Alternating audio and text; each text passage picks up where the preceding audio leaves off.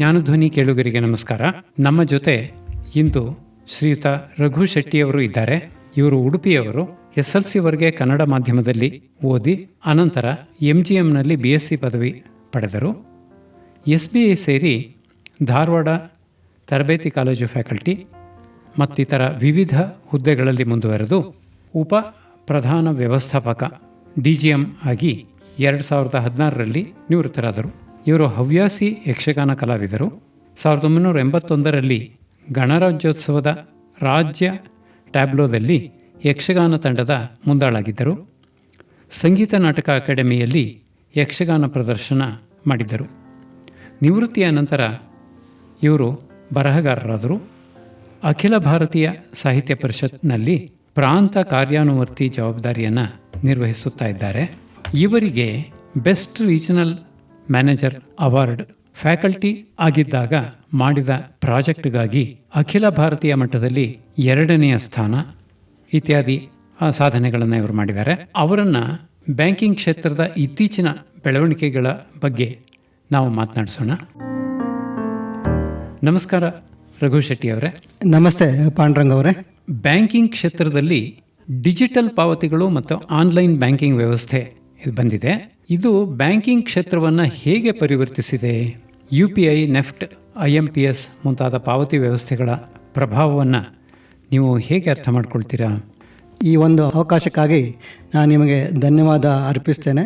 ನಿಮ್ಮ ಪ್ರಶ್ನೆಗೆ ಉತ್ತರ ಕೊಡೋ ಮೊದಲು ನಾನು ಬ್ಯಾಂಕಿಂಗ್ಗೆ ಸಾಧಾರಣ 1978 ಡಿಸೆಂಬರಲ್ಲಿ ಭಾರತೀಯ ಸ್ಟೇಟ್ ಬ್ಯಾಂಕಿಗೆ ಮಂಗಳೂರಿನಲ್ಲಿ ಸೇರಿದೆ. 2016ರಲ್ಲಿ ಹೈದರಾಬಾದಲ್ಲಿ ನಿವೃತ್ತಿ ಹೊಂದಿದೆ.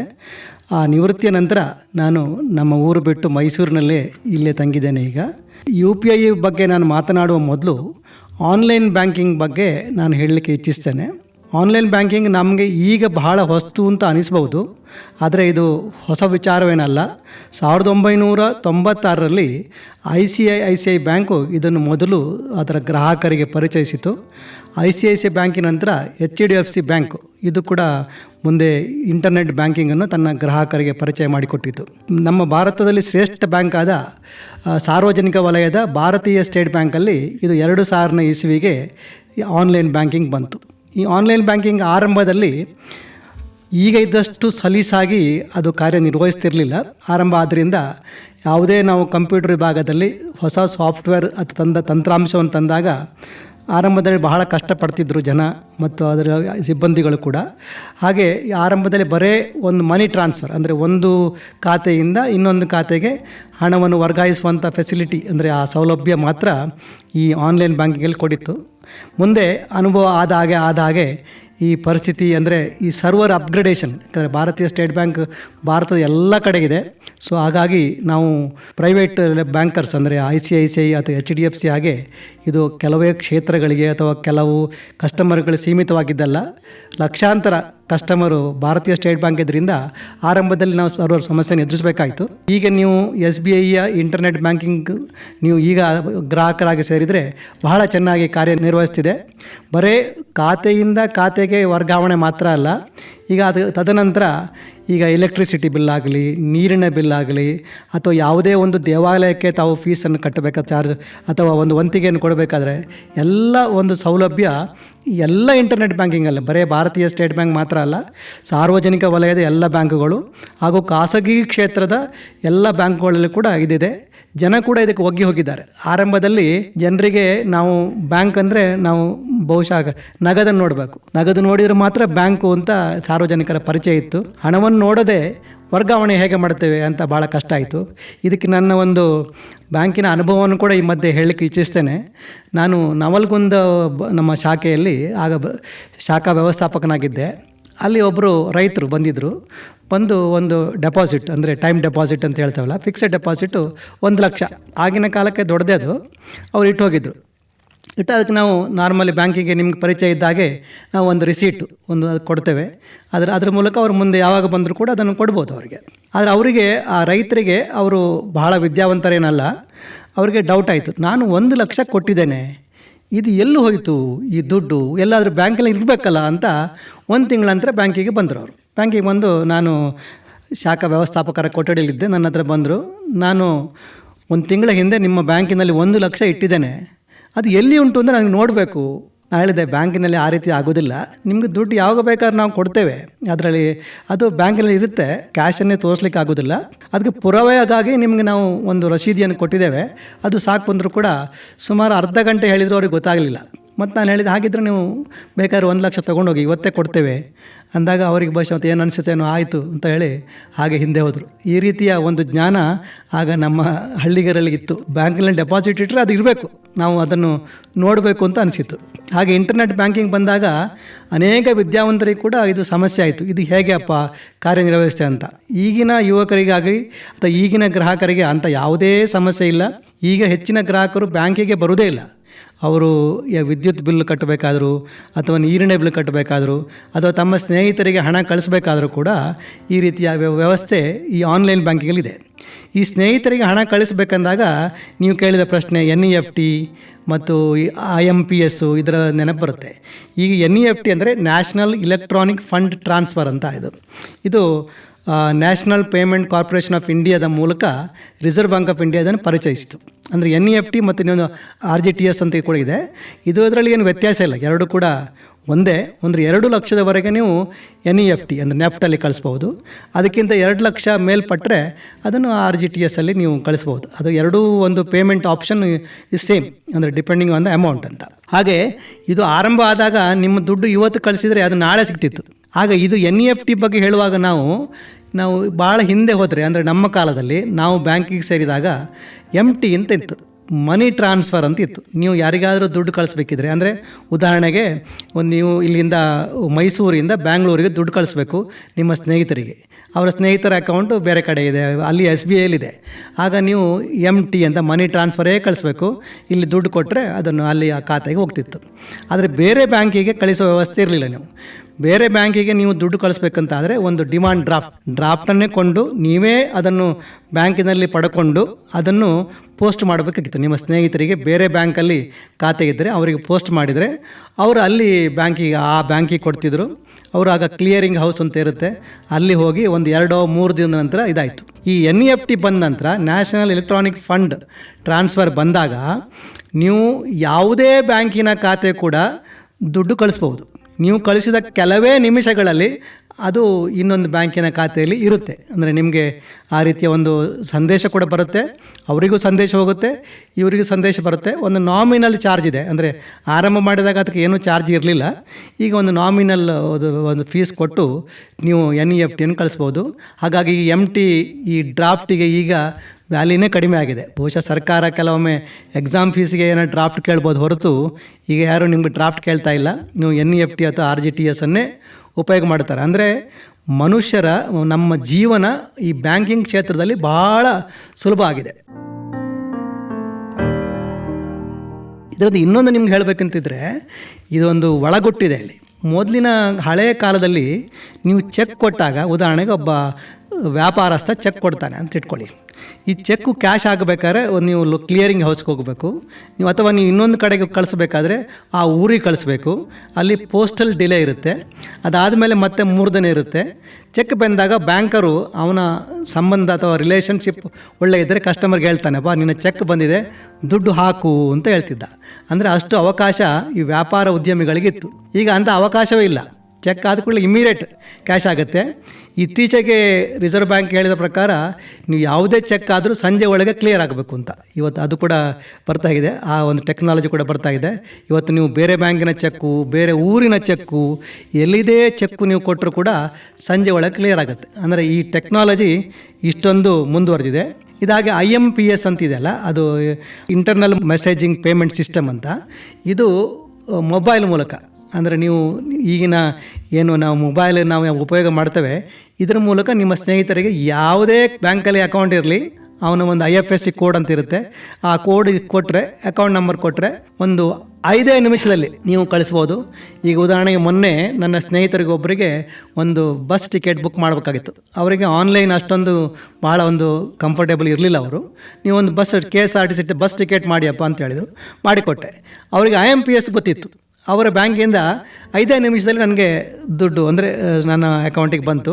ಅಂದರೆ ನಗದಿನ ವ್ಯವಹಾರ ಇಲ್ಲದೆ ನಾವು ಒಂದು ಕಡೆ ಕುಳಿತೇ ಬಸ್ ಟಿಕೆಟ್ ಬುಕ್ ಮಾಡ್ಬೋದು, ಟ್ರೈನ್ ಟಿಕೆಟ್ ಬುಕ್ ಮಾಡ್ಬೋದು, ವಿಮಾನಯಾನ ಟಿಕೆಟ್ ಬುಕ್ ಮಾಡ್ಬೋದು. ಅಂದರೆ ಇಂಟರ್ನೆಟ್ ಬ್ಯಾಂಕಿಂಗ್ ಅಷ್ಟು ಸುಲಭ ಆಗಿದೆ. ಅಲ್ಲಿಂದ ಮುಂದುವರೆದ್ರೆ 2016ರಲ್ಲಿ ಡಿಮಾನಿಟೈಸೇಷನ್ ಆಯಿತು. ಆದಾಗ ನಮ್ಮ ಪ್ರಧಾನಮಂತ್ರಿಯವರು ಇದನ್ನು UPI ಅಂತ ಅದನ್ನು ಭೀಮ್ ಮೂಲಕ ಪರಿಚಯಿಸಿದರು. ಅದು ಕೂಡ national payment corporation of India ಅವರ ಮೂಲಕ UPI ಅನ್ನು ಪರಿಚಯಿಸಿದರು. ಆಗ ಅಂದರೆ ಕೆಲವು ದಿನಗಳ ಕಾಲ ಜನರಲ್ಲಿ ನಗದಿರಲಿಲ್ಲ. ಡಿಮಾನಿಟೈಸೇಷನ್ ಆಗ ಜನರಿಗೆ ಅದಕ್ಕಿಂತ ಮುಂದೆ ನಾನು ಅದನ್ನು ವಿವರಿಸ್ತೇನೆ. ಆಗ UPI ಬಹಳ ಅನುಕೂಲ ಆಯಿತು. ನೀವು ಆಟೋದಲ್ಲಿ ಹೋದರೂ ಕೂಡ ಅವನಿಗೆ ಒಂದು QR ಕೋಡ್ ಮೂಲಕ ನಿಮ್ಮ ದುಡ್ಡನ್ನು ಅವನಿಗೆ ಕೊಡ್ಬೋದು. ಅದರಲ್ಲಿ ನೀವು ಬಹುಶಃ ₹1 ಕೊಟ್ಟರು ಕೂಡ ಅದರಲ್ಲಿ ನೀವು ಟ್ರಾನ್ಸ್ಫರ್ ಮಾಡ್ಬೋದು. ಅಷ್ಟೊಂದು ಸುಲಭ ಆಗಿದೆ. UPI ಇಂದಾಗ ಇನ್ನೊಂದು ಪೇಪರಲ್ಲಿ ಓದಿರ್ಬೋದು, ಜಗತ್ತಿನಲ್ಲಿ ವೀಸಾ ಎಂಬುದು ಈಗ ಮನಿ ಟ್ರಾನ್ಸ್ಫರ್ಗಿದೆ. ಅದು ಅಮೇರಿಕದ ಕಂಪನಿ. ಅದನ್ನು ಮೀರಿಸಿ ಕೂಡ UPI ಆಗಿದೆ. ಇತ್ತೀಚೆಗೆ ರಷ್ಯನ ಯುದ್ಧ ಆದಾಗ ರಷ್ಯಾದ ಮೇಲೆ ಒಂದು ಸ್ಯಾಂಕ್ಷನ್ಸ್ ಅಂತ ಹೇರಿದಾಗ ಏನಾಯಿತು, ಈ ಅಮೇರಿಕನ್ ಕಂಪನಿಗಳನ್ನ ನೀವು ಭಾಗಿಯಾಗಿದ್ದರೆ, ಉದಾಹರಣೆಗೆ ಸ್ವಿಫ್ಟ್ ಅಂತ ನೀವು ಬರುತ್ತೆ, ಅದು ಅಮೇರಿಕನ್ ಬೇರೆ ವೆಸ್ಟರ್ನ್ ಕಂಪನಿ. ಆಗ ಇದಕ್ಕೆಲ್ಲ ನೀವು ಹೊಂದಿಕೊಂಡಿದ್ದರೆ ಅವ್ರು ಏನಾದರೂ ಮುಂದೆ ನಮಗೆ ತೊಂದರೆ ಮಾಡಿದರೆ ನಾವು ಆಗ ಏನು ಮಾಡಲಿಕ್ಕೆ ಆಗೋದಿಲ್ಲ. ಈಗ ಇಂಟರ್ನೆಟ್ ಸರ್ವರ್ ಬೇರೆ ಅಮೇರಿಕಾದಲ್ಲಿ, ಸಿಂಗಾಪುರದಲ್ಲಿ ಇದೆ. ಅದೇ ರೀತಿ UPI ಮಾತ್ರ ನಮ್ಮ ಭಾರತ ಸರ್ಕಾರ ಒಳ್ಳೆಯ ಇದು ಮಾಡಿದೆ. ಅಂದರೆ ಇದು national payment corporation of India ಇದರ ಮೂಲಕನೇ ಇದೆ. ಹಾಗಾಗಿ ಗೂಗಲ್ ಪೇನ ಯೂಸ್ ಮಾಡಿ, ಪೇಟಿಎಮ್ ಯೂಸ್ ಮಾಡಿ, ಯಾವುದೇ UPI QR ಕೋಡ್ ಉಪಯೋಗ ಮಾಡಿದರೂ ಕೂಡ ಎಲ್ಲವೂ ಕೂಡ national payment corporation of India ಮೂಲಕವೇ ಹೋಗುತ್ತೆ. ಒಂದು ಉದಾಹರಣೆಗೆ ಹೇಳೋದಾದರೆ, ನೀವು ಇಮ್ಯಾಜಿನ್ ಮಾಡಿ, ಮುಂದೆ ಗೂಗಲ್ನವ್ರು ಹೇಳಿದ್ರೆ ನಾವು ಮಾಡೋದಿಲ್ಲ ಅಂತ, ನಮಗೇನೂ ತೊಂದರೆ ಇಲ್ಲ.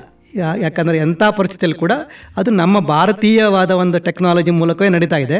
ಹಾಗಾಗಿ ಅದರ ಮೂಲಕವೇ ಪ್ರತಿಯೊಬ್ಬರು ಕೂಡ ಹೋದ್ರಿಂದ ನಮ್ಮ ಭಾರತ ದೇಶಕ್ಕೆ ಇದರಿಂದ ಯಾವುದೇ ಸಮಸ್ಯೆ ಇಲ್ಲ. ಹಾಗೆ UPI ಇಂದಾಗಿ ಏನಂದರೆ ಸಾಮಾನ್ಯ ಜನರು ಮೊದಲೆಲ್ಲ ಏನು, ಈಗ ವೀಸಾ ಕಾರ್ಡ್ ಇದ್ದರೆ ನಿಮ್ಗೆ ಕ್ರೆಡಿಟ್ ಕಾರ್ಡ್ ಬೇಕು, ಇಲ್ಲ ಡೆಬಿಟ್ ಕಾರ್ಡ್ ಬೇಕು, ಅವ್ರ ಮೂಲಕ ಹೋಗ್ತಿತ್ತು. ಅದರಿಂದ ಕಮಿಷನ್ ಇದೆಲ್ಲ, ಈ ವೀಸಾಕ್ಕೆ ಅಥವಾ ಮಾಸ್ಟರ್ ಕಾರ್ಡ್ಗೆ ನಾವು ಸ್ವಲ್ಪ ಕಮಿಷನ್ ಶೇರ್ ಮಾಡಬೇಕಾಗುತ್ತೆ. ಅದು ಬೇರೆ ಅಂದರೆ ವಿದೇಶಕ್ಕೆ ಹೋಗ್ತಿತ್ತು. ಈಗ UPI ನಮ್ಮದೇ ಟೆಕ್ನಾಲಜಿ ಆದ್ದರಿಂದ ನಾವು ಯಾವುದೇ ಕಮಿಷನನ್ನು ವಿದೇಶಕ್ಕೆ ಕೊಡಬೇಕಾಗಿಲ್ಲ. ತರಕಾರಿಯನ್ನು ಹೋದರೂ ಕೂಡ ಅವನ ಹತ್ರ QR ಕೋಡ್ ಇರುತ್ತೆ.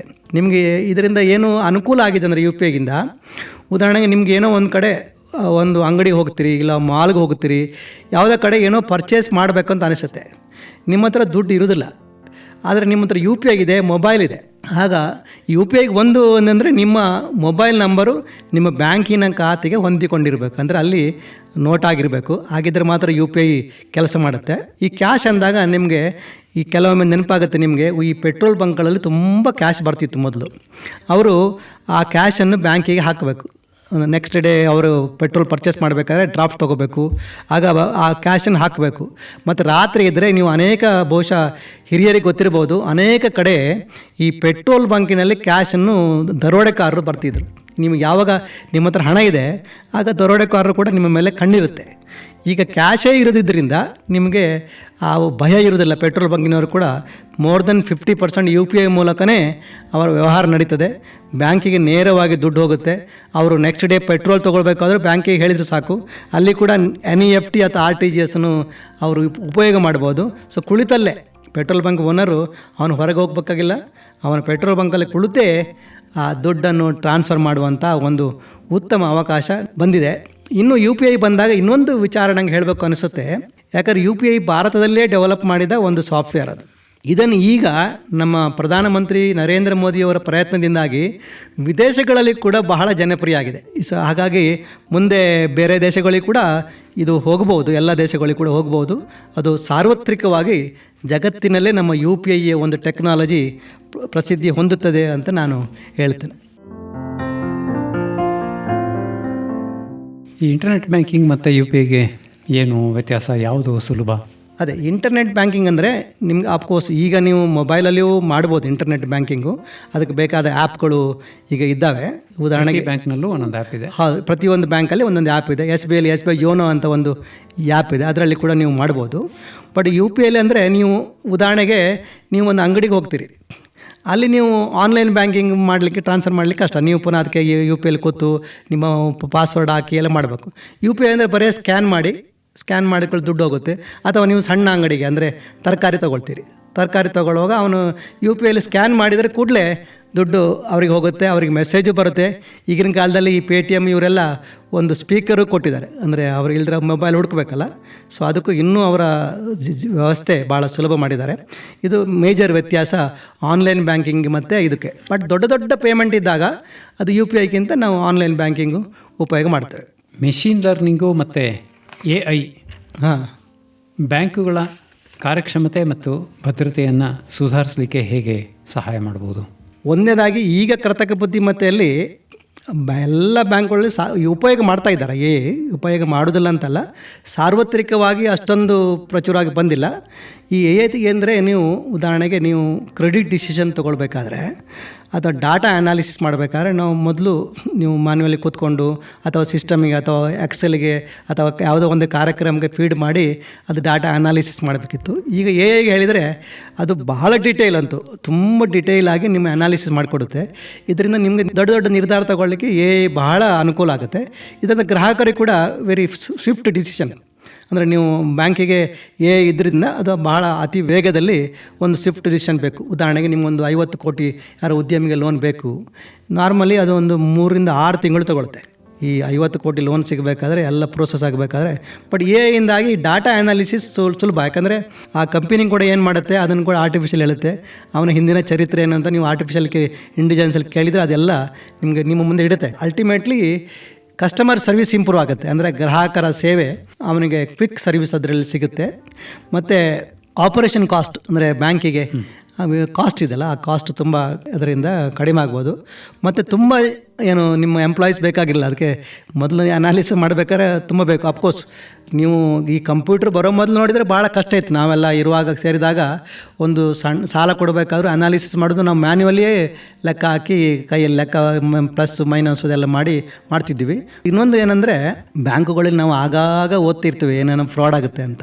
AI ಅಥವಾ ಮೆಷಿನ್ ಲರ್ನಿಂಗ್ದಾಗಿ ಫ್ರಾಡ್ ಡಿಟೆಕ್ಷನ್ ಸುಲಭ ಆಗುತ್ತೆ. ಅಂದರೆ ಉದಾಹರಣೆಗೆ ನಾವು ಈಗ 31 ತಿಂಗಳ ಅಂತೆಗೆ ಒಂದು ಬ್ಯಾಂಕಿನ ಒಬ್ಬನದ ಬ್ರಾಂಚ್ ಇದ್ದು ಒಂದು ಡೆಪಾಸಿಟು ಸಾಲ ಇಷ್ಟು ಅಂತ ಇತ್ತು. ಈಗ ಸ್ವಲ್ಪ ದಿನ ಆದ ನಂತರ ನಿಮ್ಗೆ ಅದಕ್ಕೆ ಸಡನ್ನಾಗಿ ಕಮ್ಮಿ ಆಯಿತು ಹೆಚ್ಚಾಯಿತು ಅಂತ ಅದನ್ನು ನೀವು ಹಳೆ ಕಾಲದಲ್ಲಿ ಅದು ಮಂತ್ ಎಂಡಿಗೆ ಡಾಟಾ ಅನಾಲಿಸಿಸ್ ಮಾಡಿ ನೋಡಿ ಆಗ ಕೇಳಬೇಕು. ಈಗ ನಿಮಗೆ AI ಮೂಲಕ ಈ ಶಾಖೆಯಿಂದ ಇಷ್ಟು ಒಮ್ಮೆಲೆ ಏರಿದೆ ಅಥವಾ ಒಮ್ಮೆಲೆ ಕಡಿಮೆ ಆಗಿದೆ, ಆಗ ನೀವು ಕಾರಣ ಏನು, ಏನಾದ್ರು ಫ್ರಾಡ್ ಆಗಿದೋ ಆ ರೀತಿ ಒಂದು ಮಾಡಲಿಕ್ಕೆ ಈ both machine learning and AI ಇದಿಲ್ಲ ನಮಗೆ ಭಾಳ ಸಹಾಯ ಮಾಡುತ್ತೆ.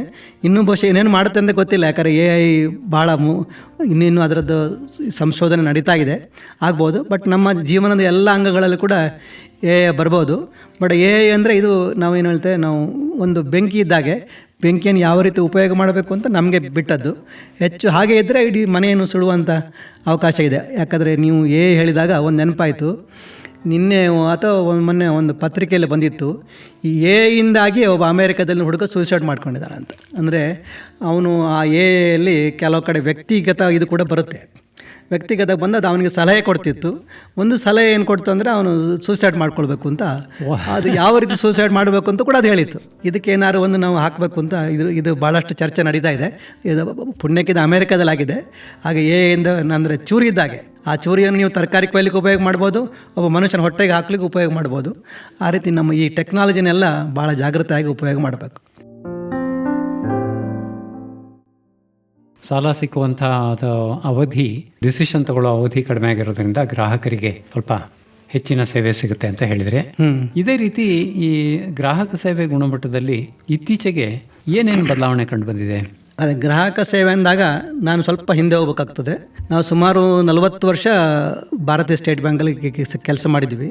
ನಾವು ಬ್ಯಾಂಕಿಗೆ ಸೇರಿದಾಗ ಪ್ರತಿಯೊಂದು ಮ್ಯಾನ್ಯುವಲ್ ಇತ್ತು. ಈಗ ಲೆಜ್ಜರ್ ಅಂತ ಬಹುಶಃ ಈಗಿನ ಜನಾಂಗ ನೋಡಿರಲಿಕ್ಕಿಲ್ಲ, ಅದರಲ್ಲಿ ಬರಿಬೇಕಿತ್ತು, ಹಾಗಾಗಿತ್ತು. ಆಗ ಒಂದು ಏನಿತ್ತು ಅಂದರೆ, ಒಬ್ಬ ಗ್ರಾಹಕ ಬಂದರೆ ಒಂದು ರೀತಿಯ ವೈಯಕ್ತಿಕ ಸಂಬಂಧ ಬೆಳೆದಾಗೆ. ಅವರು ದಿನ ಬರ್ತಿದ್ರು ಅಥವಾ ತಿಂಗಳಿಗೊಮ್ಮೆ ಬರ್ತಿದ್ರು. ಅವ್ರು ಬಂದಾಗ ಹೆಚ್ಚಿನವರಿಗೆ ಅವರ ಅಕೌಂಟ್ ನಂಬರ್ ಸಮೇತ ನೆನಪಿರ್ತಿತ್ತು. ಆ ರೀತಿಯ ಒಂದು ಸಂಬಂಧ ಇತ್ತು.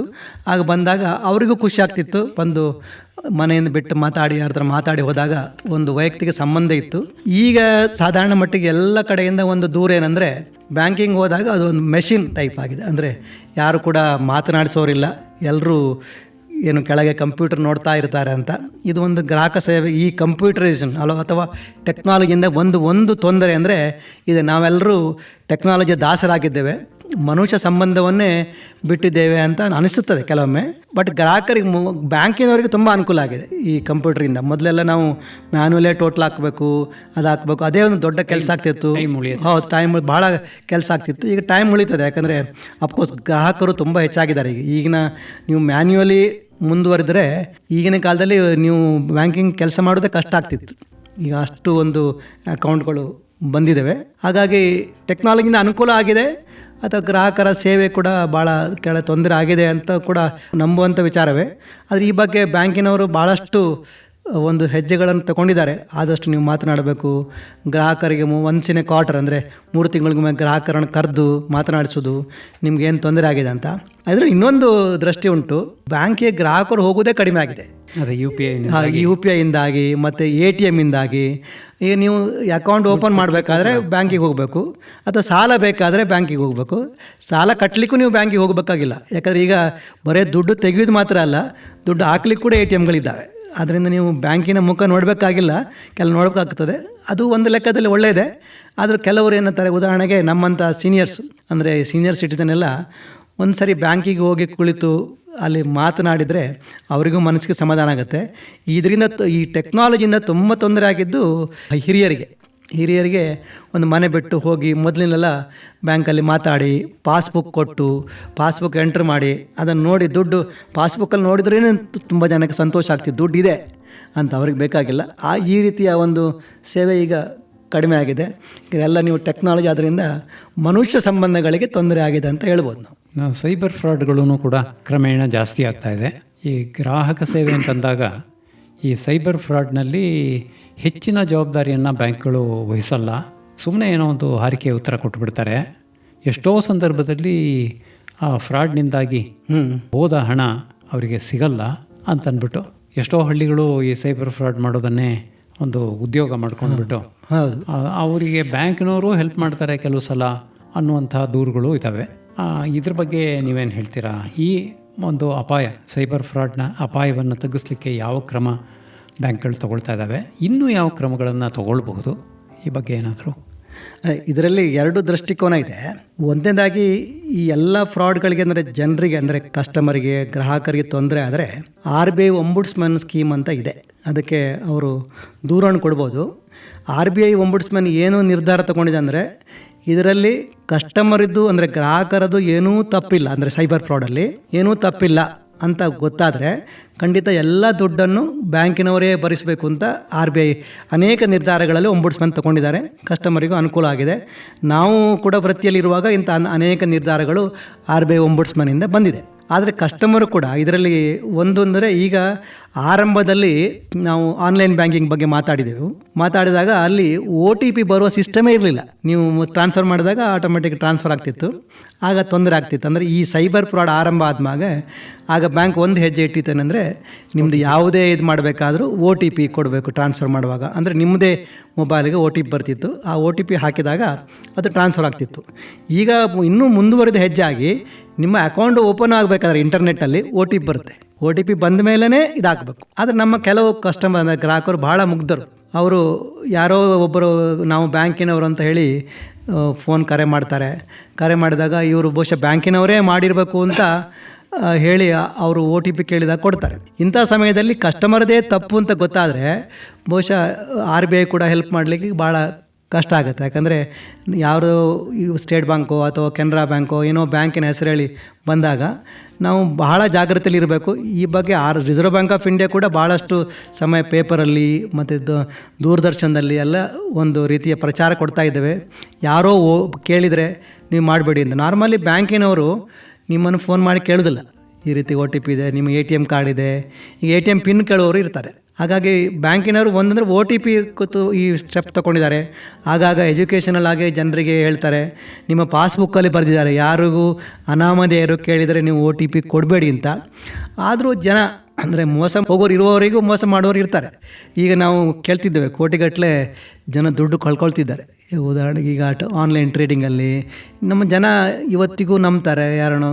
ಅಂದರೆ ನಾವು ಭಾರತೀಯ ಸಮಾಜ ಭಾಳ ಕೆಲವರು ಭಾಳ ಮುಗ್ಧರು. ಈಗ ನಾವು ಹೇಳಿದ ಕೂಡಲೇ ನಂಬಿಬಿಡ್ತೇವೆ, ಅದನ್ನು ಚಿಂತನೆ ಮಾಡದೆ ಒಮ್ಮೆ ಕೊಡ್ತೇವೆ. ಇದಕ್ಕೆ ಬ್ಯಾಂಕಿನವ್ರಿಗೂ ಪೂರ್ತಿ ಜವಾಬ್ದಾರಿ ಅಂತ ಹೇಳಲಿಕ್ಕಾಗೋದಿಲ್ಲ. ಕಸ್ಟಮರು ಕೂಡ, ಗ್ರಾಹಕರು ಕೂಡ ಭಾಳಷ್ಟು ಜಾಗ್ರತೆ ವಹಿಸಬೇಕು. ಈಗಿನ ಯುವ ಜನಾಂಗ ವಹಿಸ್ತದೆ, ಆದರೂ ನಾವು ಕೆಲವೊಮ್ಮೆ ಪತ್ರಿಕೆಯಲ್ಲಿ ಓದ್ತೇವೆ ಯುವ ಜನಾಂಗ ಕೂಡ ಈ ಆನ್ಲೈನ್ ಟ್ರೇಡಿಂಗಲ್ಲಿ ಲಕ್ಷಗಟ್ಟಲೆ ಕಳ್ಕೊಂಡಿದ್ದಾರೆ. ನೀವು ಹೇಳಿದಾಗ ನೆನಪಾಯಿತು, ಈ ಡಿಜಿಟಲ್ ಅರೆಸ್ಟ್ ಅಂತ ಬಂದಿದೆ. ಅಂತ ಯಾವುದೇ ಪದ್ಧತಿ ನಮ್ಮ ಕಾನೂನು ಕ್ರಮದಲ್ಲಿ ಡಿಜಿಟಲ್ ಅರೆಸ್ಟ್ ಅಂತ ಇಲ್ಲ. ಈ ಸಾಕಷ್ಟು ಪೇಪರಲ್ಲಿ ಬಂದಿದೆ. ನಮ್ಮ ಪ್ರಧಾನಮಂತ್ರಿಯವರು ಒಮ್ಮೆ ಮನ್ ಕಿ ಬಾತಲ್ಲಿ ಕೂಡ ಈ ಡಿಜಿಟಲ್ ಅರೆಸ್ಟ್ ಬಗ್ಗೆ ಹೇಳಿದ್ದಾರೆ, ಇಲ್ಲ ಅಂಥದ್ದು ಏನೂ ಇಲ್ಲ ಅಂತ. ಆದರೂ ನೀವು ಪತ್ರಿಕೆಯಲ್ಲಿ ಓದ್ತೀರಿ ಡಿಜಿಟಲ್ ಅರೆಸ್ಟಿಂದ ಇಷ್ಟು ಕೋಟಿ ಕಳ್ಕೊಂಡ್ರು ಅಂತ. ನಮಗೆ ಕೆಲವೊಮ್ಮೆ ಆಶ್ಚರ್ಯ ಆಗುತ್ತೆ, ಜನರಲ್ಲಿ ಇಷ್ಟು ಕೋಟಿ ದುಡ್ಡಿದೆ ಅಂತ, ಕಳ್ಕೊಳ್ಳೋಷ್ಟು ದುಡ್ಡಿದೆ ಅಂತ ಕೆಲವೊಮ್ಮೆ ನಮಗೆ ಆಶ್ಚರ್ಯ ಆಗ್ತಿದೆ. ಅದು ಇದಕ್ಕೆ ಓನ್ಲಿ ಸೊಲ್ಯೂಷನ್ ಏನಂದರೆ ಆದಷ್ಟು ನಾವು ಪ್ರಚಾರ ಕೊಡಬೇಕು, ಜನರಿಗೆ ಹೇಳಬೇಕು. ಬ್ಯಾಂಕಿನವರು ಕೂಡ ಬಂದ ಪ್ರತಿ ಕಸ್ಟಮರಿಗೆ ಕೂಡ ಆಗಾಗ ಹೇಳ್ತಿರಬೇಕು, ಯಾರಾದರೂ ನಾವು ಫೋನ್ ಮಾಡೋದಿಲ್ಲ, ನೀವು ಮಾಡಿದರೆ ಯಾರಿಗೂ OTP ಕೊಡಬೇಡಿ ಅಂತ ಹೇಳೋದು ಅದೇ ಮುಖ್ಯ. ರಘು ಶೆಟ್ಟಿಯವರೇ, ಬ್ಯಾಂಕಿಂಗ್ ವ್ಯವಸ್ಥೆ, ಅದರಲ್ಲೂ ಆನ್ಲೈನ್ ಬ್ಯಾಂಕಿಂಗ್ ವ್ಯವಸ್ಥೆ ಬಗ್ಗೆ ಸಾಕಷ್ಟು ವಿಚಾರಗಳನ್ನು ತಿಳಿಸ್ತಾ ಇದ್ದೀರಿ. ಮುಂದಿನ ಸಂಚಿಕೆಯಲ್ಲಿ ತಮ್ಮಿಂದ ಮತ್ತಷ್ಟು ವಿಚಾರಗಳನ್ನು ತಿಳಿದುಕೊಳ್ಳೋಣ. ನಮಸ್ಕಾರ. ಕಳೆದ ಸಂಚಿಕೆಯಲ್ಲಿ ಬ್ಯಾಂಕಿಂಗ್ ವ್ಯವಸ್ಥೆ, ಅದರಲ್ಲೂ ಆನ್ಲೈನ್ ಬ್ಯಾಂಕಿಂಗ್ ವ್ಯವಸ್ಥೆ ಬಗ್ಗೆ ರಘು ಶೆಟ್ಟಿಯವರು ಸಾಕಷ್ಟು ವಿಚಾರಗಳನ್ನು ತಿಳಿಸ್ತಾ ಇದ್ದರು. ಈಗ ಆನ್ಲೈನ್ ಫ್ರಾಡ್ ಮುಂತಾದವುಗಳ ಬಗ್ಗೆ ಅವರಿಂದ ಮತ್ತಷ್ಟು ವಿಚಾರಗಳನ್ನು ತಿಳಿದುಕೊಳ್ಳೋಣ. ರಘು ಶೆಟ್ಟಿಯವರೇ, ನಮಸ್ಕಾರ.